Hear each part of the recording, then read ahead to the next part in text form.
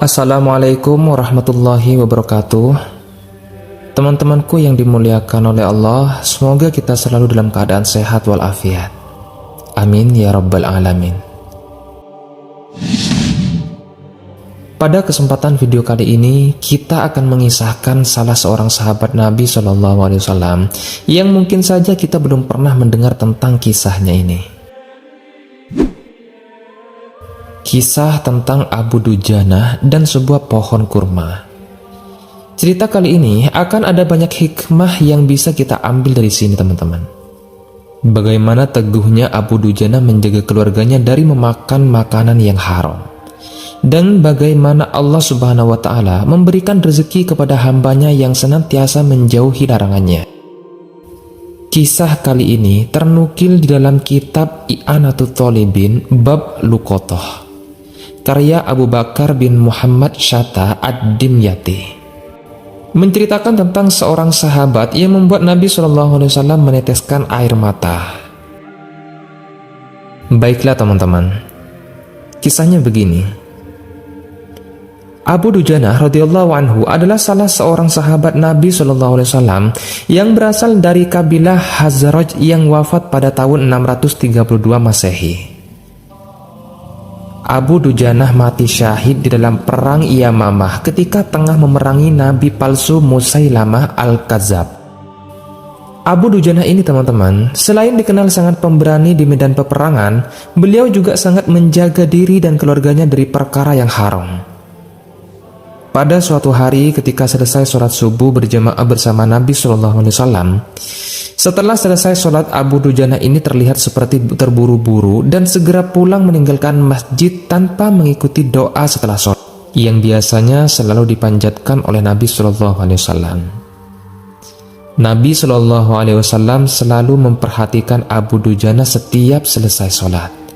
Pasti Abu Dujanah ini langsung pulang sambil berlari ke rumahnya tanpa menunggu Nabi SAW memanjatkan doa terlebih dahulu.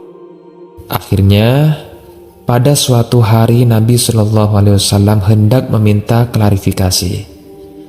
Sebenarnya ada hal penting apa yang ia lakukan sehingga tak menunggu Nabi SAW memanjatkan doa kepada Allah Subhanahu wa Ta'ala.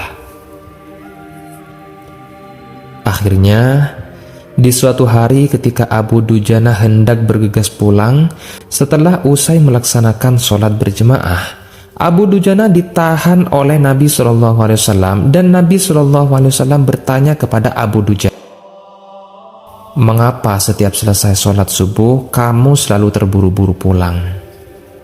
Apakah engkau tidak memiliki permintaan kepada Allah Subhanahu wa Ta'ala sehingga tidak pernah menungguku selesai berdoa? Ada apa wahai Abu Dujanah?" Abu Dujanah menjawab, "Begini ceritanya wahai Rasulullah. Rumahku bersampingan persis dengan rumah seorang laki-laki. Di pekarangan rumah tetanggaku terdapat sebuah pohon kurma yang dahannya menjulang dan menjuntai ke pekarangan rumahku. Setiap kali ada angin bertiup di malam hari, kurma-kurma itu saling berjatuhan dan mendarat di rumah. Ya Rasulullah, kami adalah keluarga orang yang tak berpunya. Keluargaku sangat miskin, bahkan anak-anakku sering kelaparan karena tidak ada makanan sama sekali. Saat anak-anakku bangun dalam keadaan perut yang lapar, ketika itu apapun yang mereka dapat pasti mereka akan memakannya. Maka oleh karena itu ya Rasulullah, setelah usai sholat subuh aku selalu terburu-buru pulang sebelum anak-anakku terbangun dari tidurnya. Aku berlari ke rumah, kemudian kukumpulkan kurma-kurma milik tetanggaku yang berjatuhan di pekarangan rumahku itu. Kemudian aku kembalikan kepada tetanggaku itu. Pada suatu hari, aku pernah pulang ke rumah agak terlambat ya Rasulullah. Kulihat anakku sudah terlanjur makan kurma tetanggaku yang jatuh itu, dan aku menyaksikan saat itu. Tampak anak-anakku tengah mengunyah kurma basah di dalam mulutnya. Rupanya ia telah memungut kurma yang telah jatuh di rumah kami semalam. Teman-temanku yang dimuliakan Allah, mengetahui hal itu, maka kumasukkan jari-jariku ke dalam mulut anakku. Lalu aku keluarkan makanan apapun yang ada di dalam mulutnya itu. Kemudian aku berkata kepada anakku, "Nak, janganlah engkau memalukan ayahmu ini di akhirat kelak." Kemudian anakku menangis. Kedua pasang kelopak matanya mengalirkan air karena sangat lapar. "Wahai Rasulullah," aku berkata lagi kepada anakku itu, "hingga nyawamu lepas pun aku tidak akan rela meninggalkan harta haram di dalam perutmu. Seluruh isi perut yang haram itu akan kukeluarkan dan akan aku kembalikan bersama kurma-kurma yang lain kepada pemiliknya yang berhak." Teman-temanku yang dimuliakan oleh Allah, setelah mendengar hal ini, mata Nabi Shallallahu Alaihi Wasallam pun berkaca-kaca tak terhindarkan. Saat itu Rasulullah Shallallahu Alaihi Wasallam pun menangis terharu mendengar begitu sedihnya kisah sahabat dan keluarganya ini.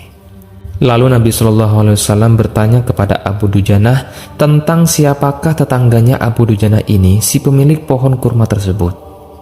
Dan Abu Dujanah mengatakan bahwasanya pemilik pohon kurma tetangganya itu adalah seorang laki-laki dari golongan orang-orang munafik.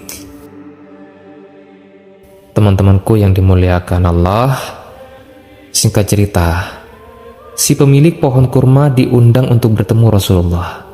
Dan ketika itu teman-teman, Nabi SAW hendak membeli pohon kurma pria munafik ini. Dan Nabi SAW berkata, "Bisakah jika aku beli pohon kurma di pekaranganmu? Aku akan membelinya dengan 10 kali lipat dari pohon kurma itu sendiri. Pohonnya terbuat dari batu zamrud berwarna biru, disirami dengan emas merah. Tangkainya terbuat dari mutiara putih, dan di situ tersedia bidadari cantik jelita sesuai dengan hitungan buah kurma yang ada di dahannya." Dan di sini teman-teman, Rasulullah hendak memberikan penawaran kepada pria munafik ini. Mau tidak kalau pohon kurmanya ditukar dengan pohon kurma yang ada di akhirat nanti. Kemudian laki-laki munafik ini menjawab, "Aku tidak pernah berdagang dengan sistem jatuh tempo. Aku tidak mau menjual apapun kecuali dengan uang kontan dan tidak pakai janji-janji."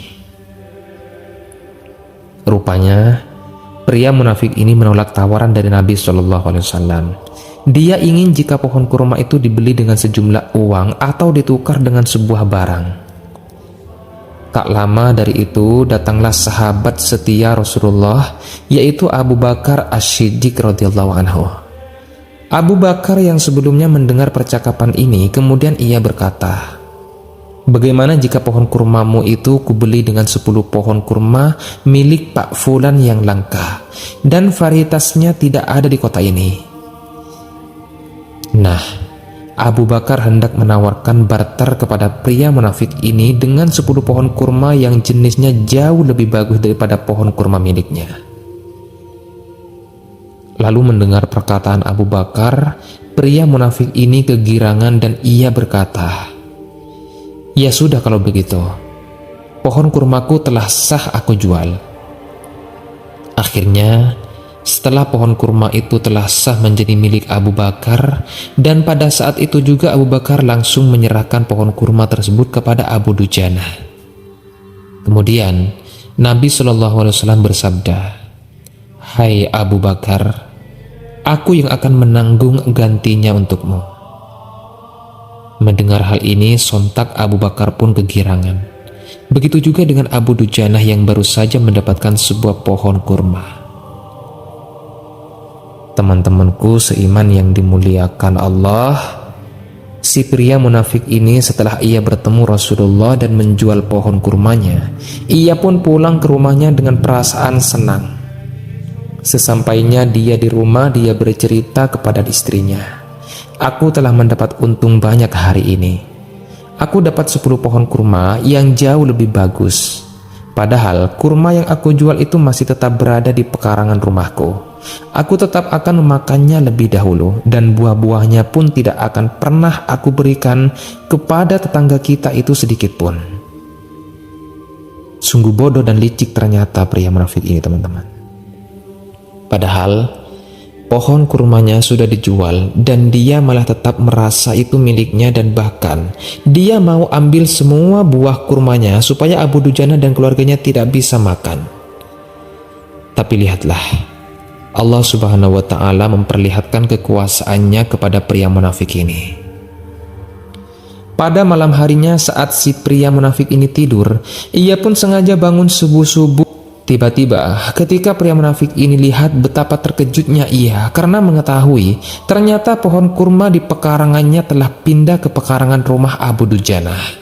Dan bahkan teman-teman, seolah-olah tak pernah sekalipun pohon itu tampak tumbuh di pekarangan rumah si pria munafik ini. Pohon kurma ini berpindah sendirinya atas izin dari Allah Subhanahu wa Ta'ala. Teman-temanku yang dimuliakan oleh Allah, jadi itulah kisah tentang Abu Dujanah dan pohon kurma. Semoga kisah kali ini bermanfaat untuk kita semua. Saya akhiri, wassalamualaikum warahmatullahi wabarakatuh.